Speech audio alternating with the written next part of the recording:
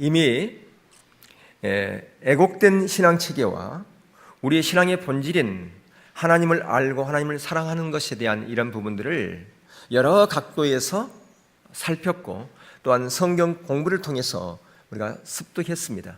그러나 중요한 것은 그것을 이론으로 아는 것이 중요한 것이 아니라 그것이 우리의 삶 가운데 거룩함으로 승화되지 않는다면 그것은 또 하나의 이론에 불과할 것이요, 그것은 또 하나의 바리새인화 될 것이다라고 하는 것입니다. 이제 우리가 앞으로 몇 주에 걸쳐서 신앙의 본질인 주님을 알고 사랑하는 삶의 필수적인 요소된 이런 부분들을 살필 것입니다. 자, 오늘 설교 제목이 어떤 것인가요? 참 신앙과 애곡된 신앙의 영적 전쟁입니다. 신앙의 전쟁인데, 여러분, 애곡된 신앙은 무엇이 애곡된 신앙이고 무엇이 참 신앙입니까? 우리는 모두가 다 참다운 신앙 가운데 있어야 되겠죠. 근데 애곡된 신앙도 있다라고 하는 것입니다. 애곡된 신앙은 바로 율법주의, 그 다음에 인본주의, 기복주의 신앙이 바로 애곡된 신앙입니다. 그 대표적인 것이 바로 율법주의 신앙인데, 율법주의 신앙이라고 하는 것은 하나님의 자원으로 살아가는 것이 아니라 자기 자원으로 살아가는 것이 율법주의입니다. 그리고 그 율법주의 신앙 가운데 있으면 반드시 뭐가 있느냐? 인본주의 신앙이 있습니다. 다시 말하면 자기 방법을 따라 살아갑니다. 오늘날 크리스찬 중에 하나님의 방법을 따라가는 사람들이 얼마나 있는지요? 대부분의 많은 사람들이 말은 하나님의 방법을 따른다고 하지만 자기의 방법, 세상적인 방법, 그렇게 살아가는 사람이 얼마나 많습니까? 그러면서 그 세상적인 방법을 추구하지 않으면 왕따 당하고, 믿는 사람 사이에서도 왕따를 당합니다. 좀 이상하게 믿는다고, 저렇게 해가지고 어떻게 사회생활을 하겠냐고, 걱정된다고 그렇게 얘기를 합니다. 좀 지혜가 있어야 되는데 좀 지혜가 없다고, 다시 말하면 융통성이 없다라고 하는 것이죠. 그렇게 안 믿는 세계에서 말하는 것이 아니라 믿는 사람들의 세계에서도 그렇게 걱정을 하는 사람들이 있어요. 누구의 입에서요? 초신자의 입에서요? 아니요. 10년, 20년, 30년 신앙생활하는 그런 사람들의 입에서, 때로는 직분자의 입에서 그렇게 얘기를 합니다. 왜 그런가요? 바로 인본주의 신앙 가운데 쩌들려 있기 때문에, 바로 자기의 방법, 세상적인 방법이 우리 안에 들어있음에도 불구하고, 애곡된 신앙 가운데 있음에도 불구하고 그것이 애곡된 신앙인지 모르고 있기 때문에 그렇습니다. 그리고 거기에서 뭐가 있느냐? 바로 기복주의 신앙이 싹틀 수밖에 없습니다. 기복주의 신앙은 복을 추구한다고 하는 것이 아닙니다. 당연히 우리는 하나님의 자녀이기 때문에 하나님의 놀라운 은혜와 생명과 복을 받아야 되는 겁니다. 그걸 말하는 것이 아니라 하나님이 목적이 아닌 하나님을 수단 삼는 것, 그게 바로 기복주의라고 하는 것입니다. 신앙생활 하는 것이 하나님이 목적이 아니라, 하나님의 길을 쫓아가는 것이 아니라, 하나님의 뜻을 쫓아가는 것이 아니라 자기의 문제 해결과 자기의 잘됨과 자기의 행복을 쫓아가는 것, 그게 바로 기복주의다라고 그렇게 얘기할 수가 있다라고 하는 것입니다. 주님을 알고 사랑하는 삶은 오직 십자가 복음에 대변되어지는 참담 신앙에 설 때만이 그게 가능합니다. 우리는 이제 은혜에 의한 삶이 무엇인가라고 하는 부분을 살피기 전에 오늘 이 시간 참신앙과 애국된 신앙에 대한 그 싸움, 그것이 영적인 싸움입니다. 그 영적인 싸움은 어디에서 싸움이냐? 우리의 삶 가운데서 싸움이다.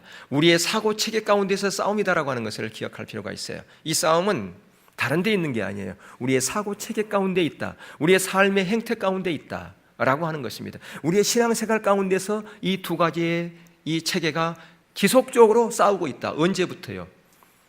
사도 바울이 사역했던 이 초대교회에서부터 지금까지 이 부분은 계속해서 싸움을, 그 전쟁을 치르고 있다고 하는 것을 우리는 기억합니다. 그래서 여러분 거기 주보에 보면 그 도표가 하나 있지 않습니까? 거기 보면 참신앙과 애곡된 신앙의 특징을 이렇게 도표화해 놨어요. 참신앙은 바로 십자가의 복음입니다. 그런데 애곡된 신앙은 뭐냐? 그게 바로 율법주의 신앙. 이게 바로 애곡된 신앙이죠. 율법주의 신앙이 바로 대표되는 것이다 라고 이렇게 얘기를 할 수 있어요. 물론 인본주의 신앙도 거기에 포함되는 거고 또 기복주의 신앙도 포함되는 것인데 그 대표적인 것이 바로 율법주의 신앙이다 그렇게 얘기를 할 수 있습니다. 그리고 이 참신앙에서는 오직 믿음을 의지하여 하나님께 나가지만 애곡된 신앙에서는 하나님 앞에 나갈 때 자기 의를 의지해서 나가요. 물론 우리는 하나님의 십자가의 공로만을 의지해서 나간다고 하지만, 그러나 거기에 자기 의를 의지하려고 하는, 자기 행위를 의지하려고 하는 그런 부분이 조금이라도 있다면 이것은 바로 자기 의를 의지해서 하나님께 나가려고 하는 것과 같은 것입니다. 그리고 그 안에는 하나님의 은혜가 있는 것이 아니라 인간의 노력이 있는 거고, 성령님이 계시는 것이 아니라 거기에는 육신이 있는 것이고, 자유함이 있는 것이 아니라 거기에 노예된 삶이요, 하나님의 약속을 의지하는 것이 아니라 율법을 지킴으로 말미암아 바로 온전함의 자리까지 나아가려고 하는 것입니다. 바로 참다운 복음과 애곡된 신앙의 이 특징은 이렇게 다르다라고 하는 겁니다. 근데 문제는 전혀 서로 공통점이 없다라고 하는 거예요. 공유할 수 없다라고 하는 겁니다. 그리고 이 애곡된 신앙과 참신앙은 치열한 싸움이 있어요. 치열한 영적인 싸움이 있다라고 하는 겁니다. 사도 바울이요, 오늘 본문에서 다른 복음에 대해서 언급하고 있지 않습니까? 다른 복음은 없다, 그런 얘기예요.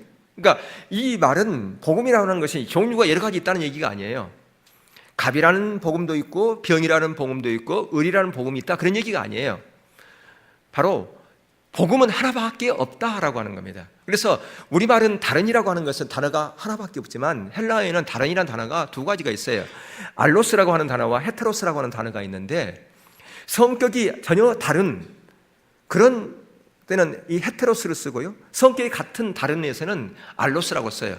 예를 들면 사과가 있는데 큰 사과가 있고 작은 사과가 있잖아요. 그럴 때 작은 사과를 주면 나 그거 다른 사과 줘, 큰 사과, 이럴 때는 알로스를 써요. 이게 성격이 같기 때문에. 근데 과일이 배도 있고 사과도 있는데 사과를 주실 때 다른 과일 없어? 이렇게 했을 때는 헤테로스라고 하는 이 단어를 쓰는데, 바로 여기서 이 단어가 바로 헤테로스예요. 성격이 전혀 다르다는 얘기예요. 전혀 거기에 공유될 만한 게 전혀 없다라고 하는 겁니다. 다른 복음이라고 하는 것은 다시 말하면 애곡된 그런 신앙이다, 그렇게 얘기를 하고 있어요. 변질되었다라고 하는 것이죠. 그러니까 참다운 복음과 전혀 상관이 없는 변질되어지고 애곡되어진 그런 신앙, 그것을 지금 여기 사도 바울은 본문에서 다른 복음이다라고 이렇게 지금 정의하고 있지 않습니까? 근데 왜 다른 복음이라 그러면서 8절과 9절에서 저주란 단어를 두 번 썼을까? 그런 다른 복음을 쫓은 자는 어떤 된다고요? 저주받는다고 얘기하고 있어요. 심각하지 않습니까? 이렇게 단호한 단어를 쓰고 있어요. 왜 그런 줄 아세요? 그 율법주의, 이 애곡된 신앙의 배후에는 사단이 있기 때문에 그래요. 사단이 있기 때문에 저주받으라, 그렇게 얘기를 해요. 근데 우리는 율법주의 신앙 가운데 있으면 그 심각성을 모르며 그렇게 하면 어때? 천국 가면 되는 것이지 이렇게 얘기를 합니다. 그게 얼만큼 지금 우리에게 와닿지를 잘 몰라요. 이 의미를 잘 모르니까. 바울이 이런 단어를 지금 누구에게 쓴 줄 아십니까? 믿지 않는 사람들에게 쓴 게 아니에요. 성도들에게 쓰고 있는 거예요. 교인들에게 이 단어를 쓰고 있다고 하는 사실을 여러분 기억할 필요가 있어요. 왜 그래요? 율법주의 신앙 가운데 있으면 하나님과 저는 상관없는 삶을 살기 때문에 그래요. 바울은 이미 그런 삶을 살았던 자였어요. 바울이 그런 삶을 살았기 때문에, 자기가 그렇게 저주받는 그런 자리에 있었기 때문에 너무 그것을 크게 알고 있어, 심각성을 알고 있기 때문에 이런 단어를 쓰고 있다고 하는 것입니다. 여러분, 이런 율법주의 신앙의 이런 바탕에는 인본주의가 깔려있기 때문에요, 사람들이 이런 율법주의 신앙의 이런 부분의 메시지를 사람들이 잘 받아들입니다. 왜요? 세상적인 방법, 세상적인 여러 가지의 어떤 패턴들, 어떤 그런 프로그램들, 이런 것들이 우리의 주위에 얼마나 많이 있습니까? 그게 아주 보편화되어 있어요. 보편화되어 있기 때문에 그런 부분은 사람들이 잘 흡수해요, 잘 받아들여요. 코드가 맞는다, 그 말이에요. 그러나 반대로 이렇게 참다운 복음, 참다운 신앙의 이런 부분은 코드가 잘 안 맞아, 우리하고요. 우리 체질 자체가. 그러니까 사람들이 싫어하게 돼 있어요. 그래서 초대교회에서 지금까지 이런 영적인 싸움이 계속될 수밖에 없는 거예요. 왜? 우리 코드가, 우리의 체질 자체가 인본주의화 되어 있고 바로 이런 율법주의화 되어 있기 때문에 그렇다, 그 말이에요. 우리는 순간 율법주의화 됩니다. 율법주의 신앙으로 가려고 하는 그런 경향들이 우리 체질이라, 그 말이에요. 그렇기 때문에 하나님께서 원하는, 하나님이 기뻐하는 그런 자리에 있지 못하는 경우가 너무나 많다라고 하는 것입니다. 그래서 사도 바울은 참다운 복음은 은혜의 복음이요, 그것은 바로 그리스도의 복음이라 말하면서 거기에 12절에서 뭐라고 그럽니까? 그것은 어디서 나온 거라고요? 내가 사람들의 배운 것도 아니고 내가 경험한 것도 아니고 어디서부터 나온 거라고요?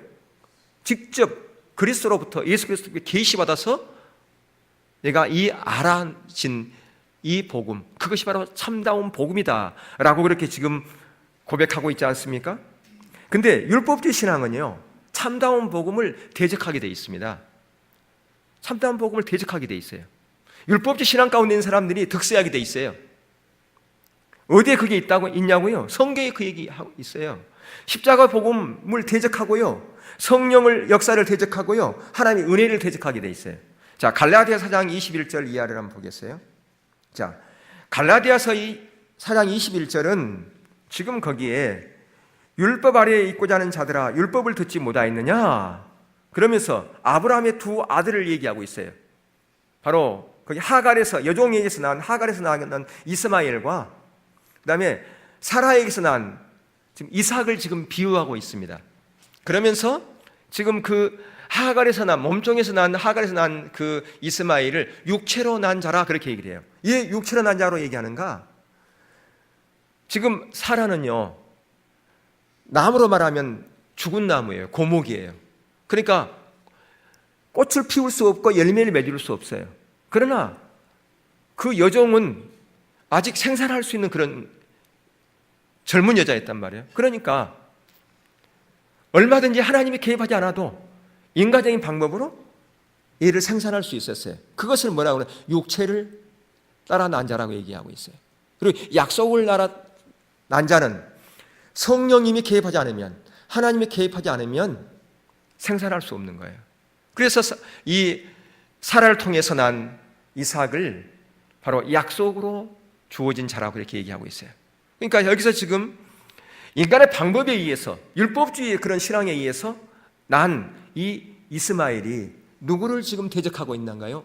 성령을 통해서, 하나님의 방법을 통해서, 하나님의 개입을 통해서 난 그 약속으로 난 그 이삭을 대적한다고 얘기하고 있어요. 오늘 본문에 그렇게 이해하고 있죠. 오늘 갈라디아서 4장 21절 이하에서 그렇게 말씀하고 있어요. 그러면서 뭐라고 하냐면 그 육체로 난 자, 그 자를 뭐 하라고요? 내쫓으라 그렇게 얘기를 하고 있어요. 율법주의를 내쫓으라 그 말이에요. 예.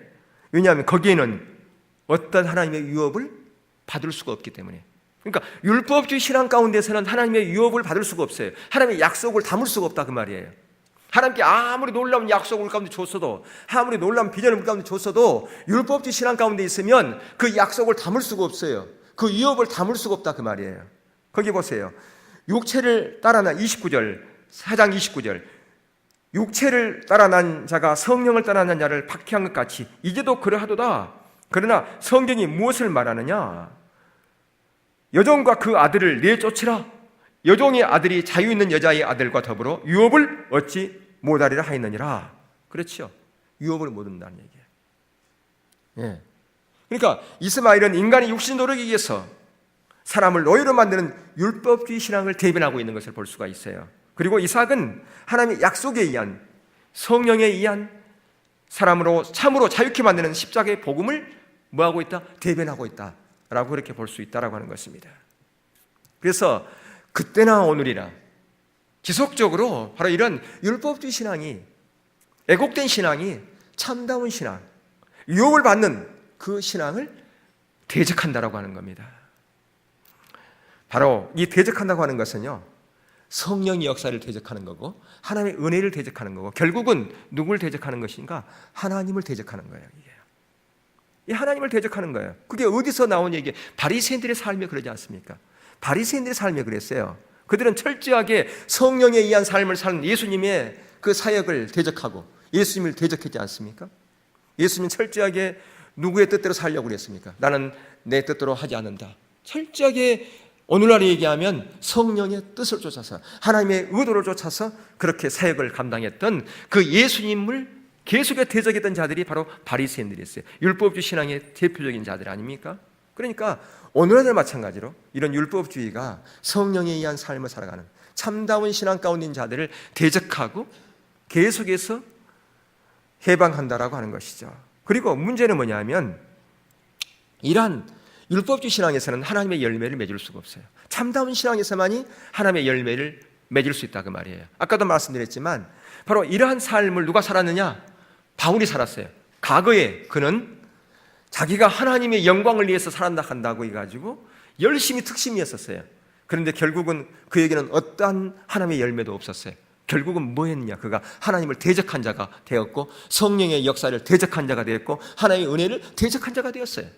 근데 그가 이제 다메섹에서 회심한 이후에 그가 이제 완전히 바뀌었지 않습니까? 그러면서 그가 이제는 애곡된 신앙이 아니라 참다운 신앙 가운데 있었을 때 그를 통해서 놀라운 하나님의 열매들이 맺혀졌지 않습니까? 그것을 그가 알았다 그 말이에요. 너무나 잘 알고 있는 자가 누구냐? 바울이었어요. 그러니까 바울이 그걸 알았기 때문에 강력하게 지금 이렇게 건면하고 있는 겁니다. 너희들이 율법주의, 애곡된 신앙 가운데 있으면 저주받는다. 그래서 8절과 9절 반복해서 저주를 받는다고 2번이라고 이렇게 단어를 쓰지 않습니까? 누구에게 썼다고요? 안 믿는 사람들이 아니라 믿는 성도들에게 지금 이러한 건면을 하고 있다고 하는 것을 우리는 기억할 필요가 있습니다. 이 두 신앙 체계 사이에 존재하는 간격이 있어요. 간격이. 여러분 주보에 보면 딱 거기 보면 두 줄이 쳐 있는 게 그게 그냥 쳐 있는 게 아니라 그게 그만큼 간격이 있다 그 말이에요. 서로 공유할 수 없다는 거예요. 서로 공유할 수 없다 그 말이에요. 어떤 사람은 그런 사람이 있어요. 나는 이 애곡된 신앙 체계에서 보니까 2개는 있고 나머지는 없는 거야. 나는 이쪽에가 있네, 양쪽에 다. 그건 아니에요. 그거 절대 될 수가 없어요. 공존할 수가 없어요. 하나가 있으면 다 있게 돼 있는 거예요. 하나가 있으면. 예. 그래서 이 두 신앙 체계는 어떠한 공통점도 없다라고 하는 것입니다. 어떠한 특징도 같이 공유될 수 없고 동시에 그 중간도 있을 수가 없어요. 중간지대가 없다는 거예요. 중간지대가. 그래서 우리들이 부분적이라도 애곡된 신앙에 빠지면 우리는 참다운 신앙에서 끊어지게 된다고 하는 것을 기억할 필요가 있습니다. 부분적이라도 내가 애곡된 신앙 가운데 있으면 참다운 신앙에서 끊어지게 된다고 하는 거예요. 예. 그래서 참다운 신앙의 모든 특징들이 우리의 모든 삶의 영역에서 거치게 되어버립니다. 여러분 고속도로를 달리다 보면 내가 지금 부산 쪽으로 가야 되는데 서울 쪽으로 잘못 길을 들을 수도 있잖아요. 그러면 어떻게 해야 돼요? 중앙선 빨리 돌아서 갈 수 있나요? 안 되죠. 다 거기에 뭐가 있으니까. 벽이 있으니까 못 넘잖아요. 그죠? 예. 다시 나들목으로 빠져가지고 나가서 돌아와야지 절대로 거기 담을 넘어갈 수가 없어요. 마찬가지로 바로 이 참다운 신앙과 애곡된 신앙은 완전히 갈림길이에요. 이게요. 너는 상해행선, 나는 하행선이에요. 완전히 이게요. 같이 갈 수가 없는 거예요. 공존할 수가 없다 그 말이에요. 자, 그래서 이 부분을 한 예를 들어서 바울이 5장 2절과 4절에서 할례의 문제를 들고 있어요. 공존할 수 없는 부분을 한번 볼까요? 보라, 나 바울은 너희에게 말하노니 너희가 만일 할례를 받으면 그리스도께서 너희에게 아무 유익이 없으리라. 내가 할례를 받는 각 사람에게 다시 증언하노니 그는 율법 전체를 행할 의무를 가진 자라. 율법 안에서 의롭다 함을 얻으려 하는 너희 그리스도에게서 끊어지고 은혜에서 떨어진 자로다. 이 배경을 우리가 좀 알 필요가 있어요. 왜 이런 말을 했는가? 바울이요. 그 당시 그 유대인 중에서 예수님을 구주로 영접하고 기독교로 개종한 사람들이 많이 있었는데요. 그들 중에서 이렇게 주장하는 사람들이 있었어요. 우리가 구원받은 것은 예수 그리스도 십자가를 통해서 구원받은 건 맞다. 그러나 우리는 아브라함의 후손 아니냐. 아브라함의 후손인 우리가 진정한 참다운 그리스도인이 되려면 1등 신자가 되려면 하나님께서 아브라함에게 약속했고 그 약속의 증표로 주었던 그 할례를 행해야 된다. 하나님께서 아브라함을 부르고 아브라함에게 놀라운 축복을 약속했지 않느냐. 창세기 12장에서부터 5번의 약속을 했어요. 근데 그 약속이 우리 것이 되려면 할례를 받아야 돼요. 왜? 하나님께서 그 약속의 증표로 뭘 하게 하셨어요? 할례받게 했지 않느냐. 그러니까 우리가 구원받은 건 맞지만 진정한 놀라운 아브라함의 후손의 축복을 받으려면 할례를 행해야 돼. 그렇게 주장했다 그 말이에요. 그러니까 많은 사람들이 거기에 동조했어요. 그래, 맞다, 맞아. 우리가 그래도 유대인이고 선민인데 할례를 받아야 그래도 1등 신자가 되지 라고 그렇게 얘기를 하고 또한 자기들만 그렇게 한 게 아니라 이방인에게도 그렇게 했어요. 너희들이 지금 구원받았다. 이것만으로 1등 신자 된 줄 아느냐? 너희들은 그렇게 하고 1등 신자 안 돼. 할례 안 받으면. 그렇게 얘기했다는 거예요. 지금 그 얘기하고 있는 거예요. 그렇게 하면, 그러니까 다시 말하면 십자가에다가 자기 어떤 행위, 그게 작은 부분일지 모르지만, 그러니까 이것은 할례를 하고 안 하고의 문제가 아니에요. 그럼 할례를 할 수 있으면 하잖아요, 이게요. 근데 여기 그 의미가 무엇이냐 그 말이에요. 어떤 가치관으로 할례를 받느냐 그 얘기하고 있어요. 그러니까 이들은 지금 할례를 받은 것은 1등 신자가 되기 위해서 십자가를 통해서 다 온전히 이룰 수 없기 때문에 거기에 부족한 부분을 뭘로 채우겠다?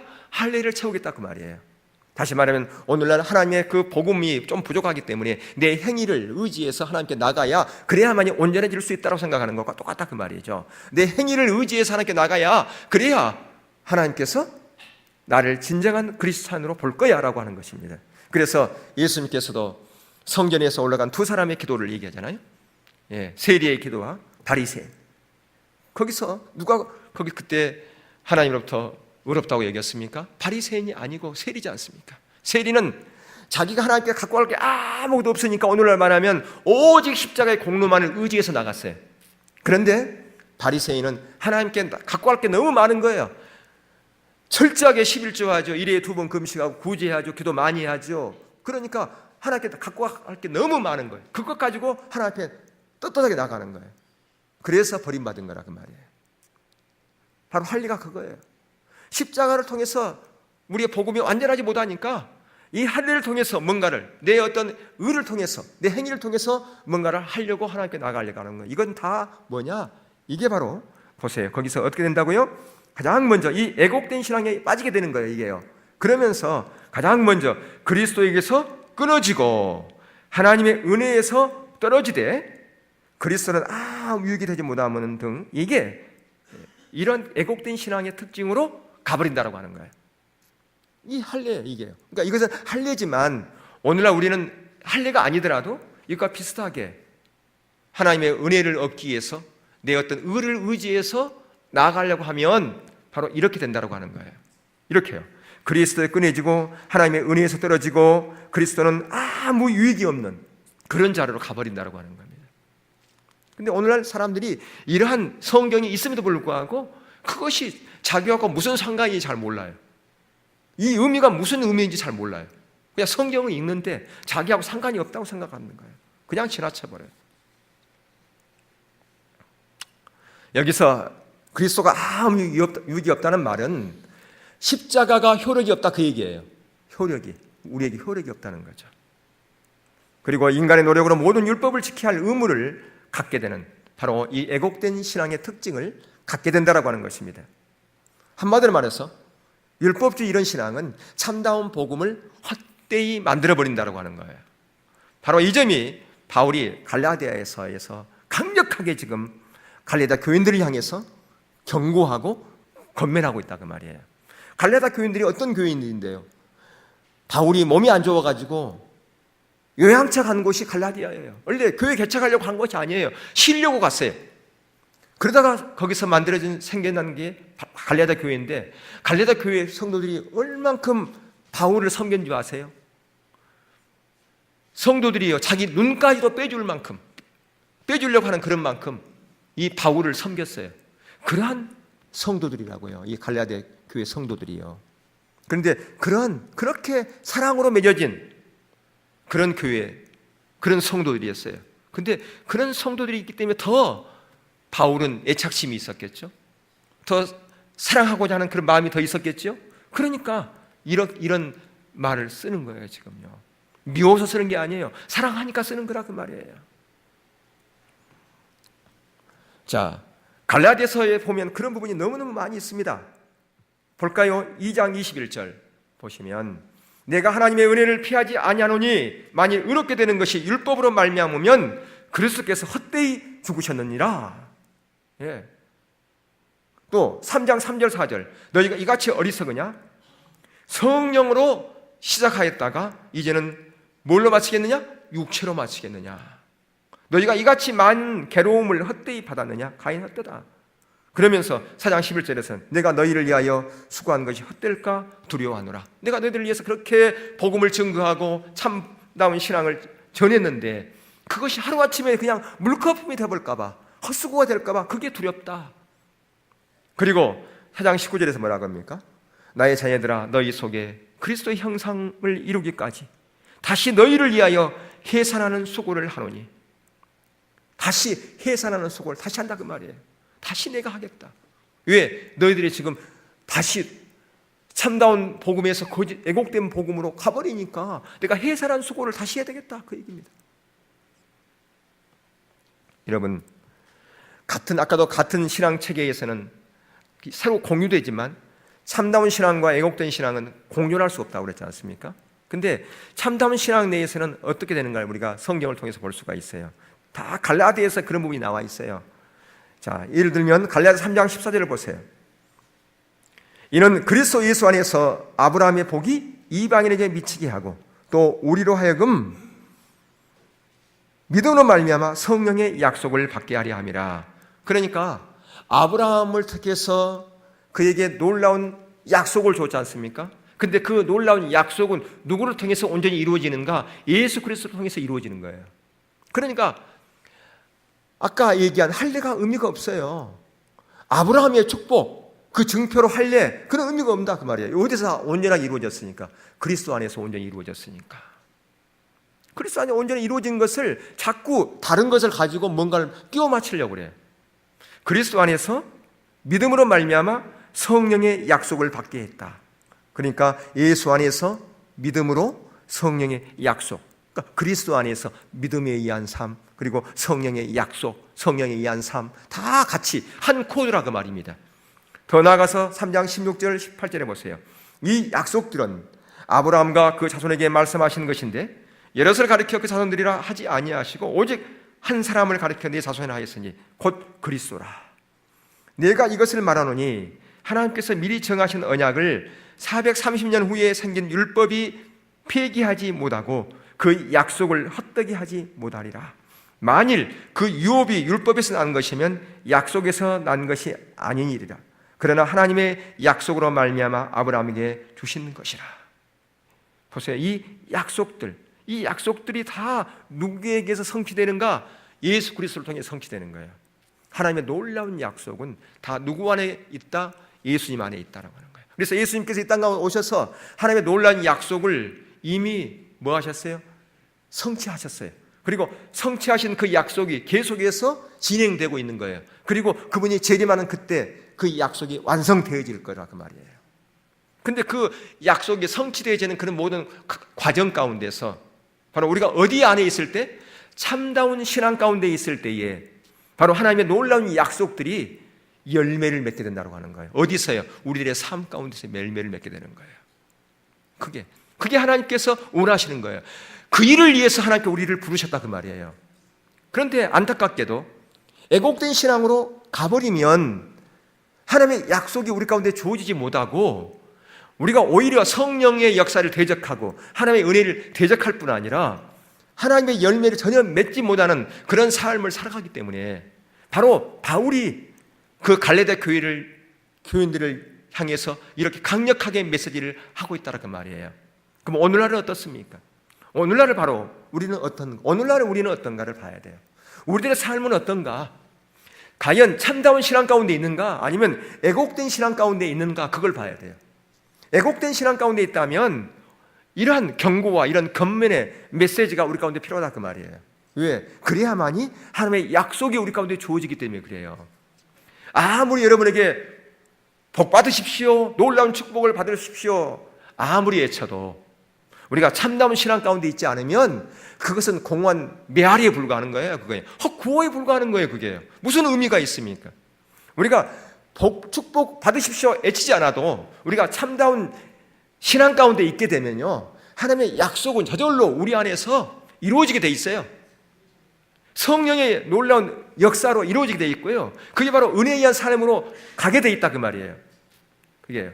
그렇기 때문에 중요한 것은 이 시점에서 나는 과연 나의 지금 삶의 현주소는, 내 신앙의 현주소는 어딘가를 살펴봐야 돼요.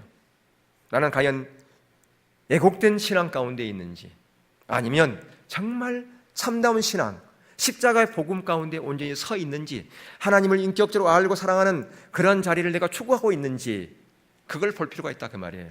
왜? 그게 결국은 하나님이 기뻐하는 것이고, 하나님이 우리를 사용하여 들어서 하나님이 기뻐하신 자리로 나가게 하심이고, 우리를 통해서 하나님의 놀라운 열매를 맺게 하십니다 라고 하는 것이기 때문에 그렇습니다. 원하기는 여러분의 모든 삶의 자리에서 바로 이렇게 하나님의 열매를 맺는 참다운 신앙 가운데 있기를 주의 이름으로 축복합니다. 아멘.